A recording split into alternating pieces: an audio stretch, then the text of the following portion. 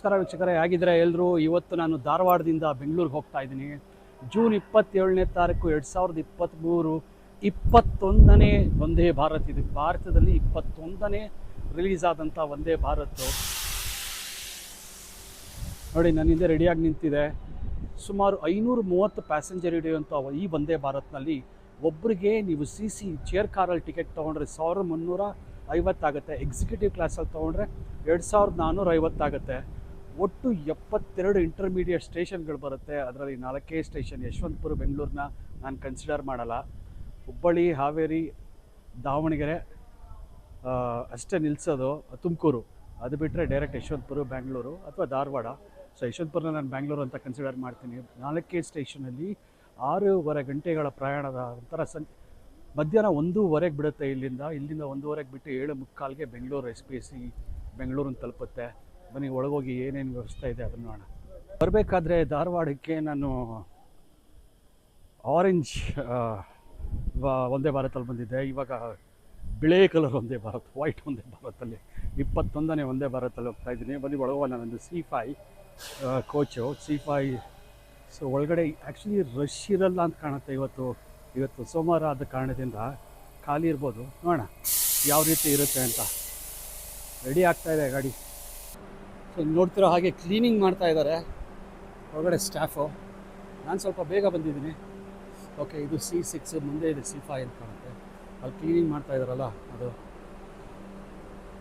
So ನೆನಪಿರಲಿ, ಈ Vande Bharat ಕೋಚ್ನ mini Vande Bharat ಅಂತಾರೆ. ಯಾಕಂದರೆ 8 ಕೋಚ್ ಇರೋ ಕಾರಣದಿಂದ. ಸೊ ಸೆನ್ಸರ್ ಡೋರ್ಸ್ ಇರುತ್ತೆ. ನೀವು ಹತ್ರ ಹೋಗಿ ನಿಂತ್ಕೊಂತಿದ್ದಾಗೆ ಅದಾಗದೆ ಓಪನ್ ಆಗುತ್ತೆ. ಕ್ಲೀನಿಂಗ್ ಮಾಡ್ತಾ ಇದ್ದಾರೆ. ಬೆಳಗ್ಗೆ ಬಂದಿದೆ. Wow. Orange Vande ಭಾರತಲ್ಲಿ blue colour seats ಇದ್ದರೆ ಇಲ್ಲಿ ನಿಮಗೆ ಮೆರೂನ್ ನೋಡೋದಕ್ಕೆ ಸಿಕ್ಕತ್ತೆ. ಈ ಕಡೆ 3x2 ಇದೆ. ಎಕ್ಸಿಕ್ಯೂಟಿವ್ ಕ್ಲಾಸಲ್ಲಿ 2x2 ಇರುತ್ತೆ. ಏನು ಅಂತಂದರೆ ಈ ಸೀಟ್ ಇದೆಯಲ್ಲ, ಇದು ಸ್ವಲ್ಪ ದೊಡ್ಡದಿರುತ್ತೆ.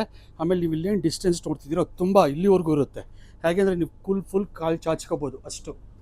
ಓಕೆ, ನನ್ನ ಸೀಟ್ 44. ಈ ಸೀಟ್ ಸಿಕ್ಕಿದೆ. ಇಲ್ಲಿ ಸಿಕ್ಕಿದ್ರೆ ಚೆನ್ನಾಗಿರ್ತಿತ್ತು. ನನಗೆ ಹಿಂದೆ ನೋಡ್ಕೊಂಡು ಹೋಗೋ ರೀತಿ ಬೇಜಾರು. ಬಟ್ ಈ ಸೀಟ್ ಸಿಕ್ಕೋರಿಗೆ ಏನು ಅಂತಂದರೆ ನೋಡಿ, ಸಪ್ರೇಟ್ ಟೇಬಲ್ ಥರ ಸಿಕ್ಕತ್ತೆ. ಅದರ ಲ್ಯಾಪ್ಟಾಪ್ ಏನಾದ್ರು ಇಟ್ಕೊಂಡು ನೀವು ಕೆಲಸ ಮಾಡ್ತೀವಿ ಅಂತಂದರೆ ಈಸಿ. ಅದು ಬಿಟ್ಟರೆ ಲ್ಯಾಪ್ಟಾಪ್ ಹಿಂದೇನು ಟ್ರೈನು ಇದೆ ನೋಡಿ. ಇಲ್ಲಿ ಫ್ಲೈಟಲ್ಲಿರೋ ರೀತಿ ಟ್ರೈ ಇರುತ್ತೆ.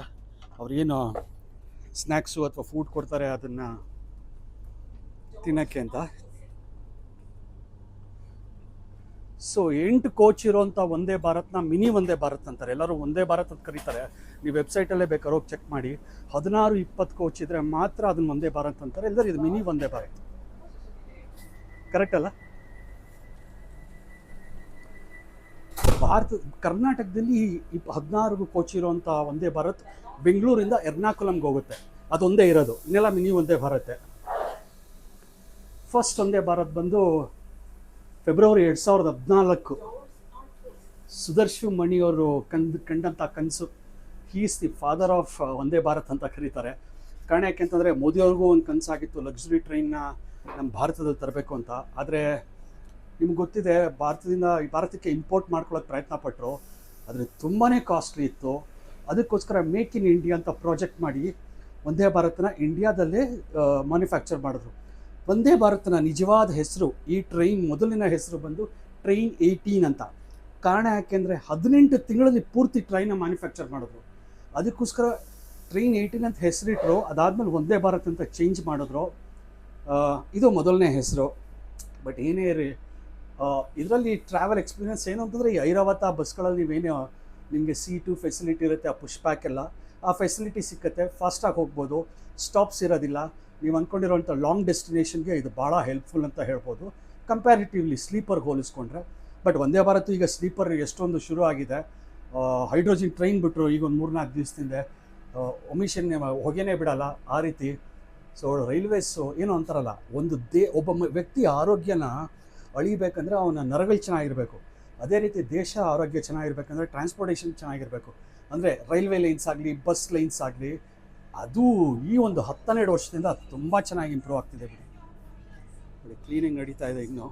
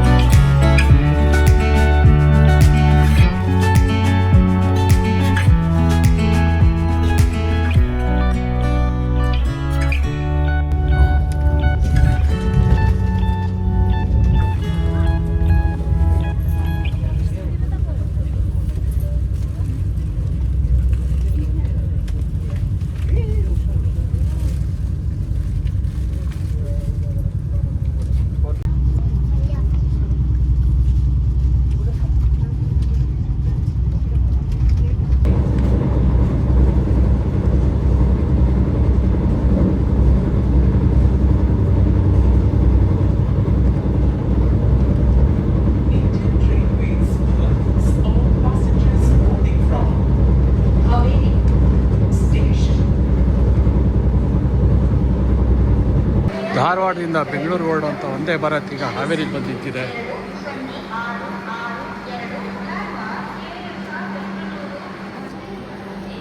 ಮಳೆ ಬರ್ತಾ ಇದೆ.